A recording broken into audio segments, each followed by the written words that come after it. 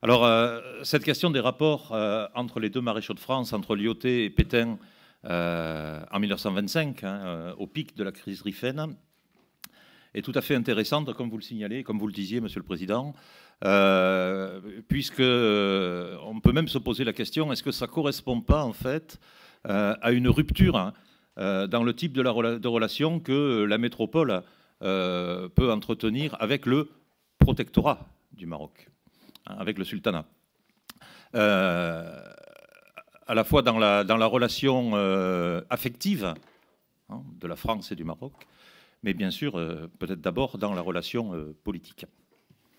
Alors cette période, elle est bien documentée, à la fois par des archives nombreuses. On est sous la Troisième République, civilisation de l'écrit, écrit officiel, écrit privé. Elle est bien documentée parce que donc, nos archives sont riches, parce que les fonds privés sont riches, parce que les mémoires ultérieurement publiées des acteurs, des témoins sont extrêmement nombreux, mais également parce que la presse de l'époque s'y est bien sûr beaucoup intéressée. Par contre, elle est documentée de façon sectorielle, pour ne pas dire parfois partiale. Alors, je ne reviens pas sur les écrits de Duclos dans l'Humanité sur la guerre du Rif, évidemment. Quand on parle de partialité, voilà un bon exemple.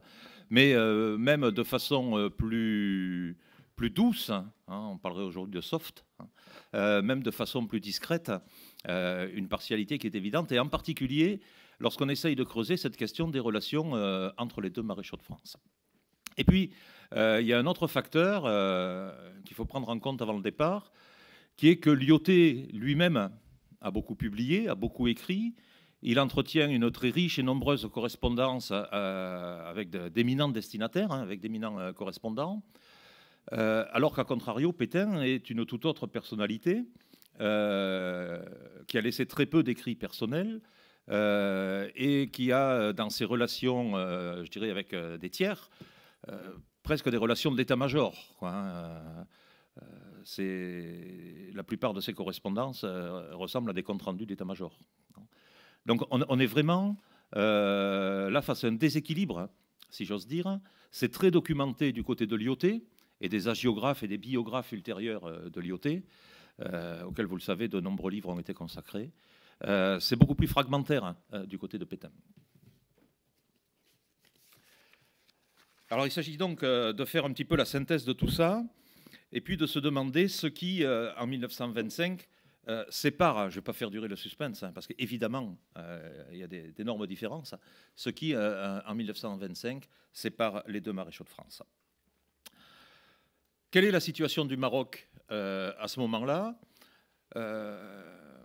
Contrairement à ce qu'une image un petit peu idéalisée, laissée par exemple par l'exposition de 31, la grande exposition coloniale de 31, de présentation d'un empire rêvé, peut laisser croire, la situation du Maroc aux sorties immédiates de la Première Guerre mondiale reste encore relativement difficile. Il y a encore des tribus à soumettre. L'état-major de Lyautey lui-même reconnaît, a écrit, qu'entre un tiers et un quart du sultanat reste à pacifier définitivement. Certaines tribus n'ont été soumises que l'année précédente. Et on se souvient qu'en particulier, toute cette région de la tâche de Taza, ce qu'on appelle la tâche de Taza, et de la réduction de la tâche de Taza, est en voie d'être résolue. On va employer un délicat euphémisme. Donc la situation du Maroc reste quand même une situation délicate. Et puis, il y a une autre difficulté qui surgit en 1924 avec la victoire du cartel des gauches, c'est que Lyautey n'est plus, ou est moins, en odeur de sainteté auprès de Paris. Lyautey a eu la chance, entre guillemets bien sûr, a eu la possibilité, pendant la Grande Guerre, globalement en allant jusqu'en 1919, 1914, 1919, d'avoir une très très large autonomie par rapport au gouvernement parisien. Puisque toute l'attention de nos élites, de nos gouvernants, était tendue vers le front du Nord-Est et vers l'invasion allemande. Et donc, en dehors de son bref passage au ministère de la Guerre, pendant toute la période de la Première Guerre mondiale et jusqu'après la Première Guerre mondiale, jusqu'au traité de paix, Lyautey a eu un champ d'action qui lui était très largement ouvert et il décidait et il rendait compte ensuite. La situation s'inverse à partir du début des années 20, et en particulier avec l'arrivée du cartel des gauches, où le politique reprend sa place. Et où légitimement d'ailleurs, hein, le gouvernement parisien commence à rappeler que c'est quand même à lui de donner les ordres, les directions et les grandes orientations. Donc il y a un retour de Paris qui avait été très effacé dans les années précédentes. Deuxième paramètre, cette insurrection Rifaine. Alors on sait que depuis les accords de la fin de l'année 1912, hein, l'Espagne se voit reconnaître une zone d'influence au nord du Maroc, qui s'appuie sur ses présidents, hein, Ceuta, Melilla, mais qu'elle a beaucoup de mal à assurer un ordre public minimal dans cette zone d'influence. Et à partir du moment où l'insurrection Rifaine va être déclenchée dans la zone espagnole, l'autorité de Madrid va refluer, jusqu'à n'être plus présente que, effectivement, dans les ports et l'immédiat environnement des ports de la côte méditerranéenne. De fait, se crée sur la zone d'influence espagnole ce qu'on a appelé la République Rifaine, ou une fédération des tribus, hein, on a plusieurs qualificatifs, sur lesquels le maréchal Lyautey aura des mots très durs, réalistes, mais très durs. Ce qui constitue une grande partie de la notoriété d'Abdelkrim et une grande partie de son aura, c'est évidemment sa victoire de 1921 sur les Espagnols, qui coûte des milliers d'hommes aux Espagnols et qui les chasse de fait de cette zone, tout en lui permettant de saisir de l'armement moderne en nombre, des canons, des munitions d'infanterie et d'artillerie, bref, de pouvoir équiper une armée régulière ou un embryon d'armée régulière. Ce qui fait que cet État rifain se trouve pouvoir disposer de plusieurs dizaines de milliers d'hommes, mais de façon assez traditionnelle par rapport aux insurrections des tribus qu'on connaît sur le territoire, j'allais dire presque de tout temps, mais surtout d'un corps de bataille, hein, pratiquement de 5-6 000 hommes, équipés, encadrés à l'européenne. Ça change la donne. En 1923-24, la situation ne cesse de se détériorer. Je vais revenir là-dessus tout de suite, mais Lyautey préalerte. Lyautey se rend compte que la situation se détériore. Il a d'ailleurs une position très personnelle à cet égard. Et puis on sait que le printemps, avril 1925, c'est le moment où les Rifains passent la frontière, hein, passent au sud et attaquent la zone française. Dès 1921, Lyautey qui écrit à un de ses amis, à correspondance privée, « Sache que la chose nouvelle et grave, c'est le caractère national qu'a pris ce mouvement. » Août 21. Hein. Son chef, Abdelkrim, est un monsieur très européanisé qui sait ce qu'il fait, tient son monde, dispose d'une vraie armée et proclame l'indépendance du Rif. En 1924, il télégraphie que la situation au nord est sérieuse et compliquée. Abdelkrim est un rebelle de la zone espagnole vis-à-vis duquel nos voisins sont en état manifeste d'infériorité. Et là, il commence à exprimer ce qui va être sa politique tant que l'agression n'est pas caractérisée, hein, tant que l'agression n'est pas directe. Si nous prenions ouvertement et efficacement parti contre lui, nous attirerions sur nous la masse des Rifains et une lutte sanglante dont nous ferions tous les frais s'engagerait sur notre front nord. Il adopte donc une position extrêmement prudente pour deux raisons. D'abord, Lyautey ne s'est jamais départi de son rôle d'agir au profit du Maroc et pour le sultan, hein, et pour la souveraineté du sultan. Et puis, la Chambre bleue horizon, hein, du début des années 20, de l'immédiate après Première Guerre mondiale, ne cesse de lui retirer des troupes. Et donc, il doit gérer en permanence une diminution de ses effectifs, alors même qu'il y a besoin de troupes dans le sud, alors même qu'il y a besoin de troupes sur les confins algéro-marocains, alors même... Voilà. Et donc, sa position consiste en fait à dire, tant que le territoire reconnu sous influence française, sous protectorat français, n'est pas directement envahi, tant que les tribus qui nous sont fidèles ne sont pas directement attaquées, adoptons une position relativement expectante, et puis laissons les Espagnols gérer un problème qui est espagnol, qui est d'abord espagnol. En décembre 1924, donc on approche de l'offensive Rifaine, il va publier, enfin non, pardon, il va pas publier, il va rédiger et adresser à Paris une note de synthèse, un document volumineux qui explique le fond de sa pensée et le détail de la situation, qui s'appelle « Note d'ensemble sur la situation politique et militaire du Maroc ». Il porte un certain nombre de commentaires sur l'organisation de l'État rifin, où religion et structures tribales traditionnelles se mêlent à des élans de modernité, hein, d'organisation beaucoup plus moderne. Mais il dit après, à propos d'Abdelkrim, « Ni son entourage, ni lui-même ne cachent plus leur résolution, dès qu'ils en auront fini avec les Espagnols, d'attaquer sans tarder les Français. Il ne faut donc pas se payer d'illusions. Il faut des traites d'un aveuglement et d'une imprévoyance impardonnable pour ne pas en méconnaître la gravité et pour ne pas prendre ou prévoir sans délai les mesures qu'elle commande. » Et il va adresser à Paris une demande de renforcement militaire, une demande de bataillon, en expliquant, c'est un minimum. Je sais très bien que la France est dans une situation budgétaire très difficile. Je sais très bien que pour l'instant, la priorité du gouvernement, c'est la rive gauche du Rhin, l'occupation de la Ruhr et les problèmes avec l'Allemagne. Pas oublier ce contexte général pour la France à l'époque. Hein. Donc voilà, je prends en compte effectivement toutes les contraintes politiques, budgétaires, militaires qui pèsent sur le pays. Et en fonction de ces contraintes, je demande à minima tant de bataillons. Pour que je puisse organiser correctement la défense du territoire qui est sous ma responsabilité, il me faut ces bataillons pour telle date. Et il demande à avoir l'ensemble de ces moyens pour la fin du premier trimestre 25. Or, atermoiement, tergiversation, hésitation, discussion, etc. Il aura effectivement le nombre de bataillons qu'il a demandé, mais ils arriveront entre avril et juillet. C'est-à-dire que les bataillons arriveront après, et arriveront au compte-gouttes, presque compagnie par compagnie, parfois, après le début de l'attaque rifaine.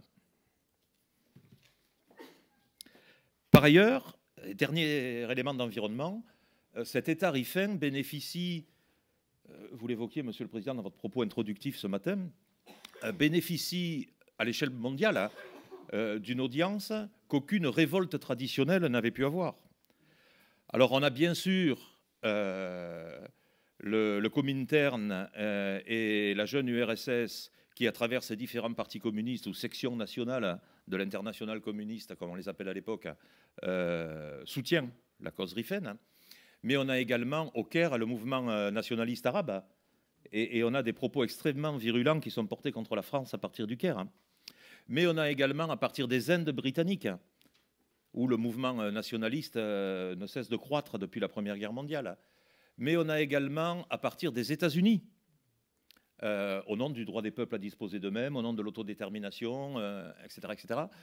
Donc vous voyez, il y a tout un contexte international qui fait que l'État rifin peut se sentir plus ou moins conforté, et en tout état de cause, au moins la France et sa diplomatie, et donc son armée, en situation beaucoup plus difficile.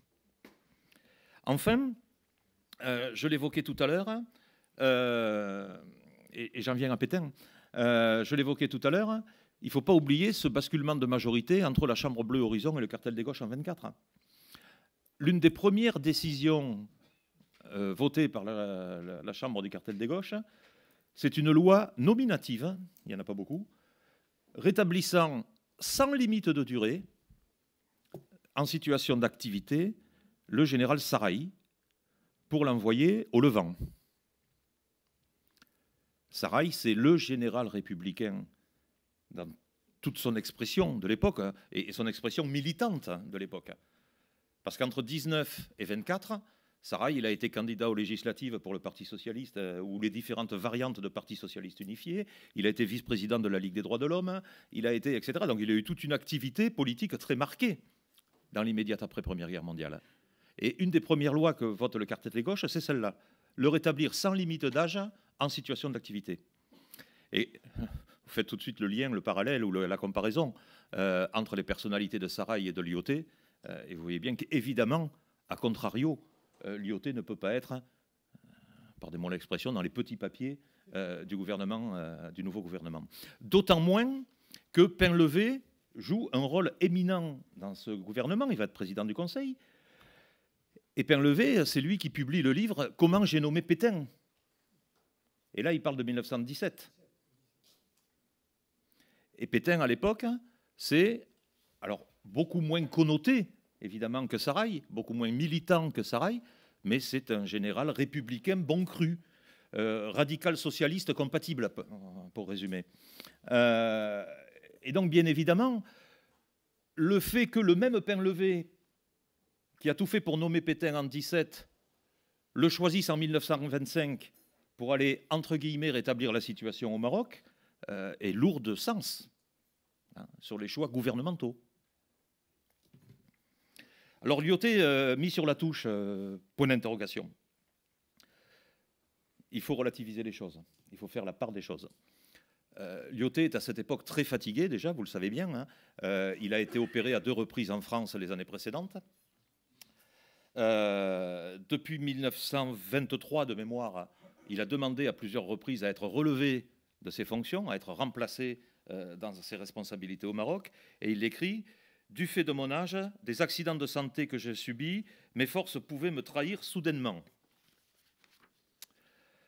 L'année 1924 est à cet égard significative. Hein.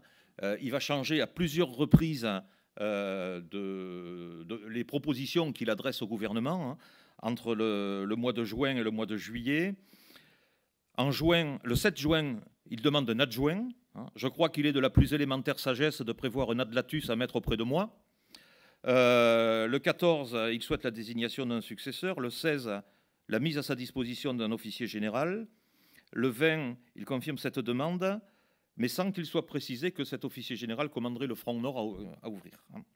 Le 25, enfin, il demande instamment de mettre à ma disposition le général Végan pour, etc., etc. Donc, il multiplie les demandes auprès du gouvernement, qu'il s'agisse d'être relevé, remplacé dans ses fonctions de résident général et de commandant en chef au Maroc, ou d'avoir auprès de lui un officier général voilà, de solide trempe, solide carrière et parfaitement reconnu dans l'institution, qui puisse prendre en charge sous sa responsabilité toujours, hein, parce que Lyautey est un adepte du commandement unique, enfin, ou de la comment dire, de la réunion sur la même autorité des responsabilités civiles et militaires. Et donc d'avoir à sa disposition cet officier général. Et il est bien évident que dans ces conditions, le gouvernement qui hésite, Lyautey, personnage emblématique, est-ce que le remplacer au moment où la crise menace, voire au moment où l'offensive va commencer, ça ne serait pas le déjuger, ça ne serait pas ouvrir une crise supplémentaire, etc. Mais le gouvernement sent bien que de toute façon, il va déjà bientôt falloir le remplacer. C'est un officier maréchal âgé et fatigué.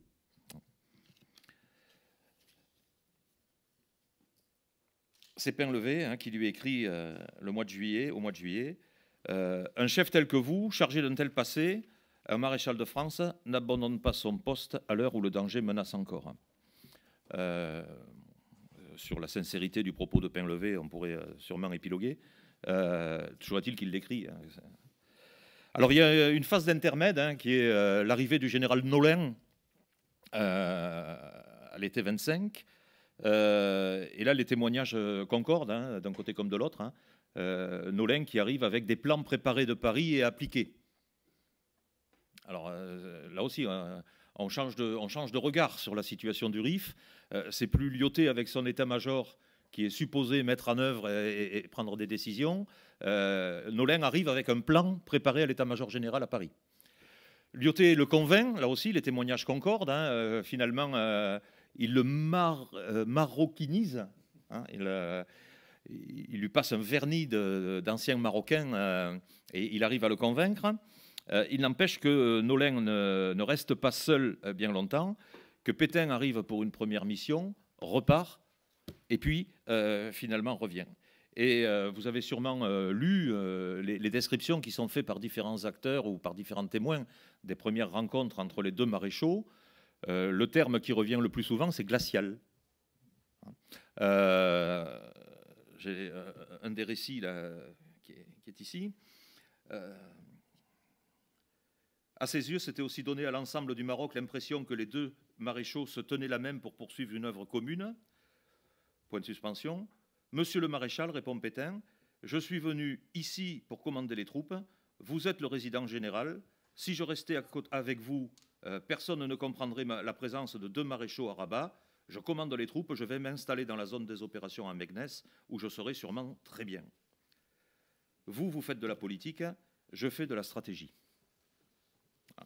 Donc on a vraiment l'approche et les relations entre les deux hommes. Et on a le récit par un des témoins, des participants du repas le soir entre les deux maréchaux. Silence de mort pratiquement pendant le dîner. L'officier qui essaye un petit peu d'animer de façon plus ou moins spontanée la conversation, qui lance une plaisanterie, et Pétain qui le regarde alors avec ses yeux, hein, les yeux bleus, et Pétain qui le regarde en disant mon colonel, ça vous fait rire hein? Non, monsieur le maréchal. Voilà, donc vous imaginez l'ambiance au moment de cette passation de pouvoir, en fait. Il y a également un paramètre à retenir qui est celui de la place du Maroc dans la politique plus globale de la France. Je l'évoquais rapidement tout à l'heure, mais il faut bien se mettre dans ce contexte-là. On en est à une époque où on parle dans la presse métropolitaine de mésentente cordiale. C'est-à-dire qu'au niveau international, on est bien sûr en but à Berlin qui camoufle son armement, qui refuse de payer les réparations, etc., etc. Mais on est de plus en plus en but avec Londres et Washington. Il y a une espèce de bloc anglo-saxon qui s'oppose diplomatiquement au choix français. C'est l'histoire de la rive gauche du Rhin, c'est tout ce que j'évoquais tout à l'heure. Et donc il est bien évident que dans ce contexte-là, le Maroc ne doit pas devenir une épine de plus dans le pied du gouvernement, mais il ne s'agit pas d'investir essentiellement sur le Maroc. Ce n'est pas la priorité. Et donc il faut arriver à geler la situation, avoir une espèce de statu quo. Les évolutions que pouvait envisager Lyautey, on sait qu'en 22, 23, 24, il propose des évolutions dans la relation franco-marocaine, ne sont plus à l'ordre du jour. On gèle la situation sur ce qu'elle était antérieurement. Et puis je l'évoquais tout à l'heure, cette disparition de l'autonomie du résident général. Alors, juste une citation de Lyautey lui-même pour terminer. Hein. À son retour en France en octobre 1925, je crois que ce qui est le plus intéressant, ce n'est pas de s'appesantir sur le passé, mais d'examiner ce qui résulta du changement complet de méthode datant du moment où on m'a retiré en fait le commandement militaire pour le donner au général Nolin arrivant de Paris. Il poursuit un petit peu plus loin, dans une lettre qu'il adresse à Aristide Briand en octobre. J'ai tenu dans ma demande de remplacement que je vous ai adressée le 24 septembre à n'invoquer d'autres motifs que mon besoin de repos et le redressement de la situation militaire, redressement qui me permettait de quitter mon poste en toute sécurité et conscience. Il y avait pour mon départ d'autres raisons. Aujourd'hui, sous-entendu aujourd'hui que je suis parti, que je suis rentré dans l'Hexagone, aujourd'hui, j'estime mon devoir de le préciser. Il m'était impossible vis-à-vis de la France, du Maroc et de moi-même de garder un jour de plus la prolongation de ma présence, à la prolongation de ma présence, une apparence même de responsabilité dans des mesures dans lesquelles je n'avais plus qualité pour intervenir et sur lesquelles je différais de vues avec ceux qui en étaient chargés en dehors de moi. Les organisations militaires, les doctrines, les méthodes actuellement au Maroc l'ont été en dehors de moi, sans que j'aie eu à donner mon avis ou contre mes avis. Je n'entends ni les apprécier, ni les critiquer, mais elles diffèrent totalement de celles que, pendant toute ma carrière coloniale, j'ai toujours préconisées et appliquées. À tort ou à raison, je n'ai pas confiance dans leur efficacité. C'est clair. le président du Conseil ne peut pas ne pas être au courant. Et qu'est-ce que c'est, quelle est cette méthode mise en œuvre par Pétain? Ben, c'est ce qu'on va appeler le marteau pour écraser un insecte. Hein. Ça va être une armée de 100 000 hommes supplémentaires qui vont être envoyés au Maroc. Et on voit bien qui accompagne Pétain. Je donne toujours un exemple, parce que c'est significatif, quand on voit bien ce qu'est le Maroc de 1925. L'accompagne le futur général Doumenc, commandant lieutenant-colonel Doumenc, qui est l'homme de la voie sacrée à Verdun, qui est l'homme de l'approvisionnement des champs de bataille de la Somme, qui est l'homme des convois automobiles de l'été 1918, avec pour mission de constituer au profit du commandement militaire au Maroc les voies logistiques et les convois automobiles qui sont l'expérience directe de la Grande Guerre qui vient de s'écouler. Et l'emploi au Maroc, c'est les chars, il y a eu un certain nombre d'études là-dessus, c'est les avions, il y a également eu des publications là-dessus, c'est les convois automobiles. Et donc on voit bien que c'est une guerre moderne, avec des matériels en nombre, pour écraser cet ennemi qu'on compare parfois à un insecte. Cette guerre à l'européenne, c'est justement ce que refusait Lyautey, avec sa politique traditionnelle que vous connaissez, de discussion, d'apaisement, et favoriser l'adhésion pour ne pas avoir autant que possible, même si lorsque c'était nécessaire, il le faisait évidemment, ne pas avoir autant que possible à utiliser la force. Alors, opposition entre les deux hommes, oui, à la fois de personnalité, de parcours, de carrière, hein, l'ancien cavalier, le fantassin, l'homme capote, hein, d'approche de la situation locale. Un grand colonial qui a l'essentiel de sa carrière outre-mer et un métropolitain pur jus. Pétain n'était quasiment jamais sorti de l'Hexagone. Hein, et je ne suis pas persuadé que, en dehors de l'appellation protectorat, il ait bien fait la différence entre l'Algérie et le Maroc, par exemple. Et puis, surtout, et je crois que c'est un facteur qu'on prend rarement en compte, au moins quand on analyse les conflits, la responsabilité du politique. Hein. On a un changement de majorité radical l'année précédente, un changement de personnel gouvernemental total, et puis on se trouve avec un résident général qui demande depuis un an ou deux à partir et qui n'est plus en phase avec le gouvernement en place. L'issue était relativement évidente. Le choix de Pétain ne l'était peut-être pas, mais le départ de Lyautey, en tout état de cause, était écrit. Je vous remercie.